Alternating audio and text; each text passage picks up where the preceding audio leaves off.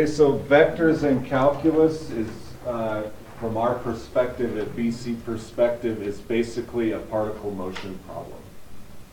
Right? So if you're good at particle motion problems, you know, a particle moves along the x-axis with this velocity function. Can you calculate the position function, the acceleration? We just put it in a context of vectors. All right? Vectors have direction, so it gives us a direction, just like a parametric. Okay, so parametric equations are basically vector equations, and they give us a magnitude, which is basically how long is the arrow. That's our speed. Okay, all that connects. It all just meshes perfectly. So, right? Is it our speed at that instant? Yeah. So if you have a parametric equation, you calculate the speed at some time. You've got your speed at that one particular moment. It's the derivative, basically. Right? So we've already gone over this. Okay, this is just the same thing as parametrics, right? You've got x equals some function of t and y is some function of t, right? Just like we've been studying. Here's the slope. Does that look familiar, right? dy dt over dx dt, parametric slope, right? Always keep in mind dx dt can't be 0 for the second derivative. It does give you a vertical line though, right? So, and then there's a second derivative. If you have number 81 the other day, you were asking about, it's the second derivative quotient rule with a d over dt on it. So I'm not going to worry about that. But okay, again, dy dx is the slope of the tangent line to the curve. Okay, stuff we already know, right? Down here's where it's going to start to get new. Again, the nice thing about parametrics and vector equations is you can separate the x and the y speed or slope equations. Okay, so So is the x the slope? so you can actually calculate how fast you're going in one direction, x or y, instead of putting them together all the time. Okay, so which is which? Okay, so x is horizontal, y is vertical, right? Right. So when you solve for slope, why are you putting them together? Yeah, the slope of a tangent line would be dy over dx, just like we always do. All right, so a vector, just like vector educated us. Okay, if you have some point at time t,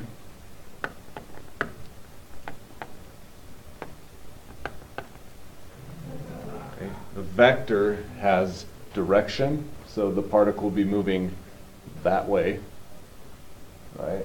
And the speed of the particle is the magnitude of that vector, which we already know is the length of it, right? So right there. So the length of that vector is the same equation as the speed. Right. So if you see those keywords, length, magnitude, speed, any of that in parametric vector talk or particle motion, it's all the same formula. Okay, so good. And then again, arc length of the curve. If you have a vector equation, it's the same, right? So here's the difference. We've talked about parametrics, right? Okay, here's the vector equivalent.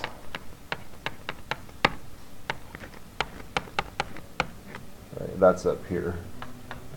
That's a position vector. Again, we're not having any differences from what we already know except the notation. If you put brackets, what are those called? Yeah, there's a special name for them when you do vectors. And I don't remember it now. parentheses, brackets. If you put it in vector notation, it has the, for lack of a better word, greater than, less than. Okay. That's going to bug me. I do that once in a while. It bugs me. All right, so how would I calculate the velocity vector? Well, just derive each of the equations. How would I calculate acceleration? Derive each of the equations, right? So those, again, you already know that. Calculus, you just have to make sure you know the notation and what it actually means as a vector. Okay, so are you good with that? Yeah.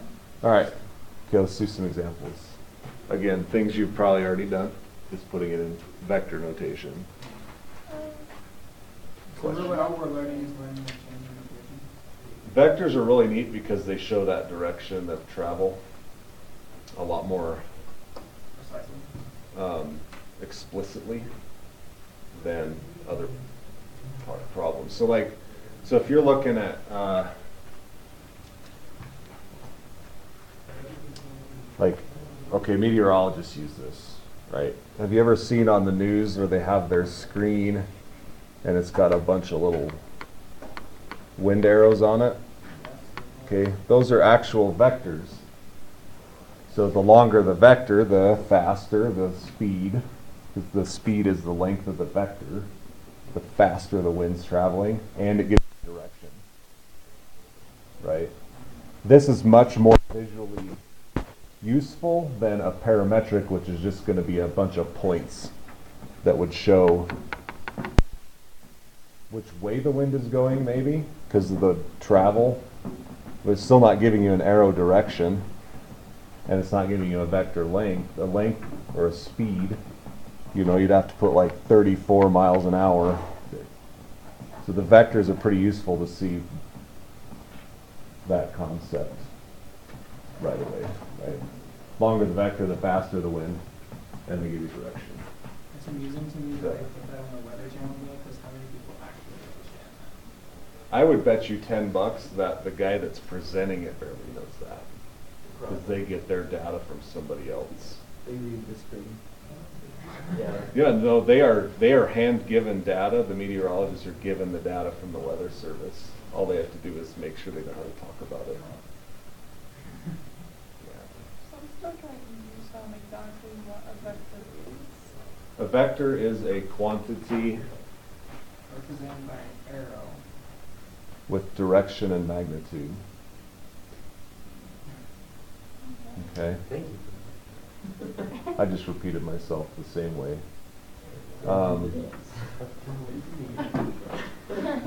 Direction and magnitude. Okay, very nice.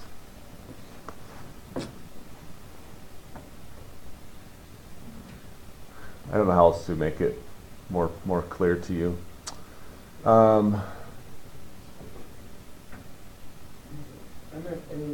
Here's one way to think about it. If I have a curve in the XY plane, right? How do I know what direction that point is going? It's the slope of a tangent line, right? Right. Yeah? Okay, so we can calculate the slope of a tangent line.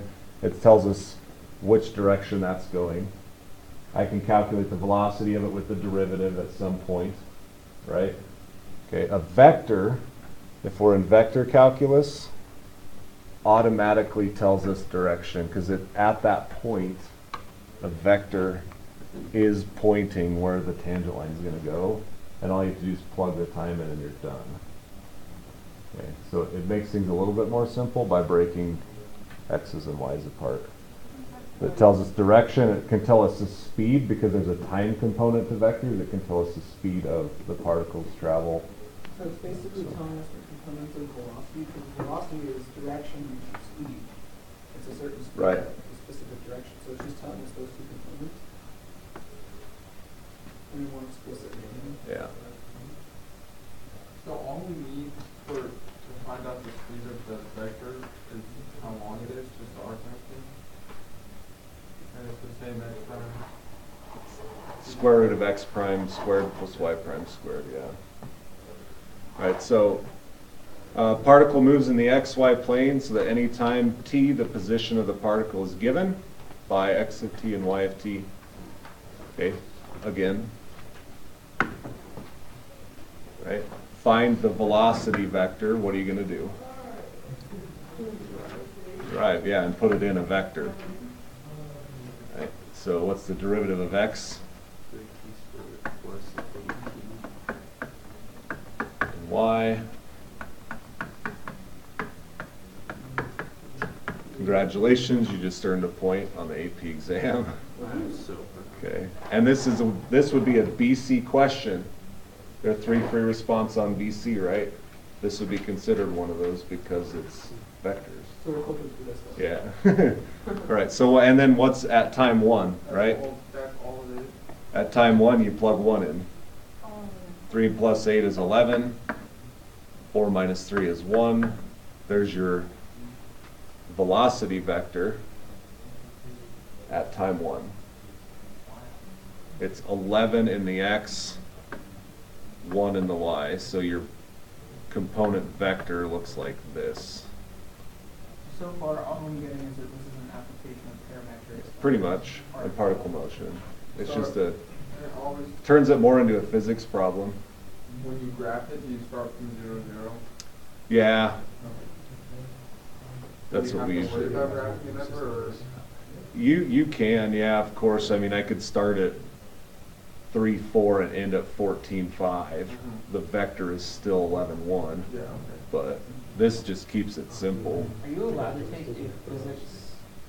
Calc-based class physics. Before, or, yeah, before you take a computer-based physics? Because I'm taking. Tell you the truth, I don't know. version of it right Okay. now, AP physics, and I have no. What's the acceleration vector then?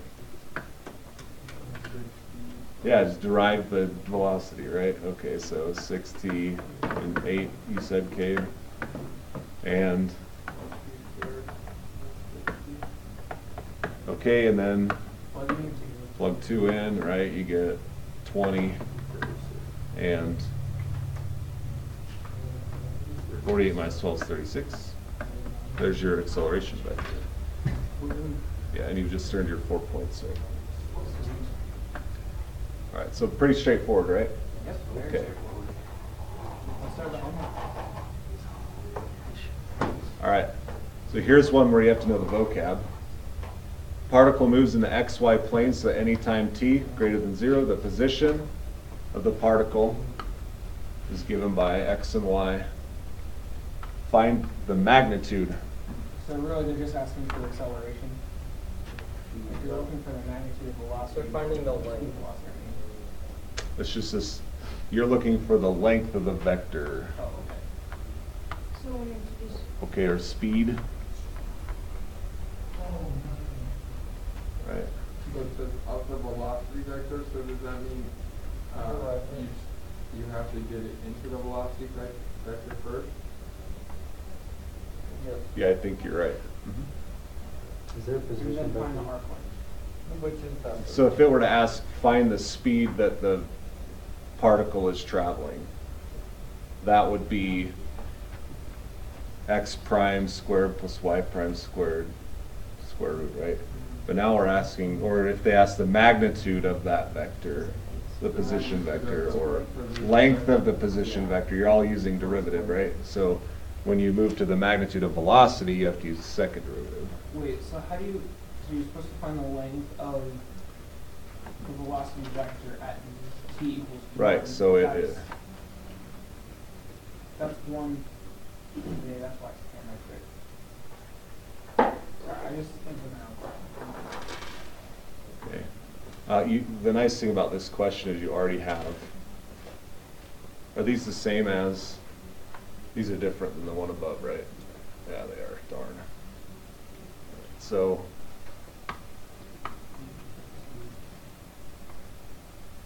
what's x prime? That's an eraser, well done.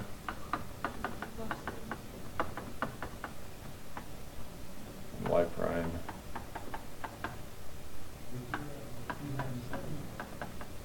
Whoops. I need that eraser. This is what happens when I get in a hurry.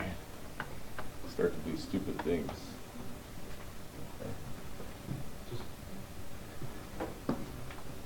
What else are you gonna do?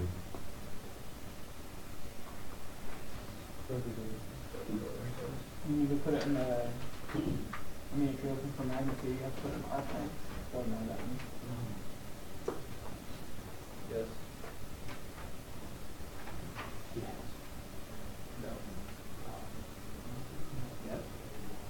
Okay, that's what I wanted to look at. What range you put on that? I don't know.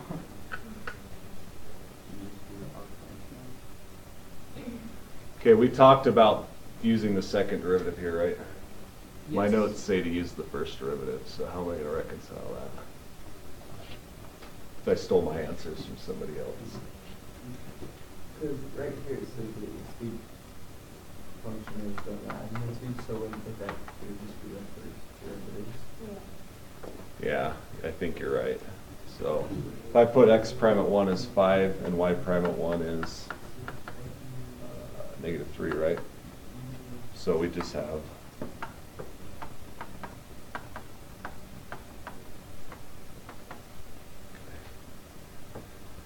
or you could put magnitude, whatever, but get your, okay. Let's see. So, that's where it's going at square root.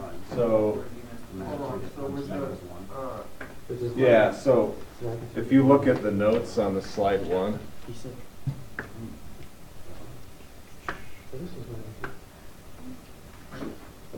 the speed of a vector, so the speed of the particle and magnitude of the velocity vector is the same thing. That's what I was trying to say. Right. Those are the same. So, Okay, repeat that one. so speed of the particle and magnitude of the velocity vector. So if you calculate the length of the velocity vector, you're getting the speed. That's this formula right here. Right, speed, the speed formula is the magnitude of velocity. Okay, so if I misspoke, I apologize. so you don't, with Don't the other- overanalyze it. With the other one, you don't need the integral This? to find the speed of the particle? No, Okay, no. but to find the length, you still do. Length of the magnitude, or the magnitude or length of the velocity vector is still this formula right here. So then what's the other one? The one below? That's the length of the curve. Yeah, that'd be the length of the position vector, Oh, basically, right? So you're looking at, length of the position Mhm. function versus length of the velocity function, Okay. right? Okay. Okay. Good. Glad we could straighten that out. Here's a question. Again, these are straight off the AP exam, old ones. Okay. Here are your x and y. The path intersects the x-axis twice. Write an expression that represents the distance traveled. Okay, so what's our distance traveled?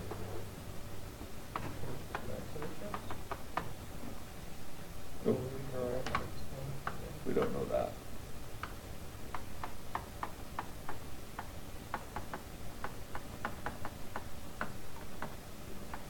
Right? We just need our integral limits, which the x-axis, we need to find where we intersect the x-axis. Right? Which one of these are we going to use to find the x-axis intercepts?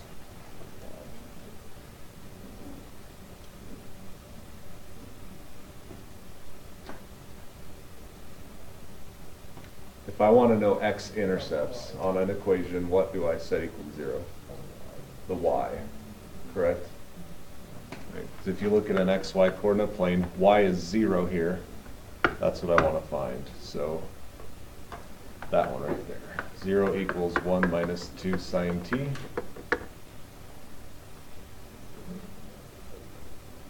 And if you do your math, where is sine 1/2? Unit circle.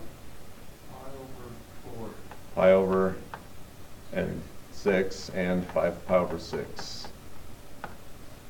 Okay, so that would be our integral limits, right?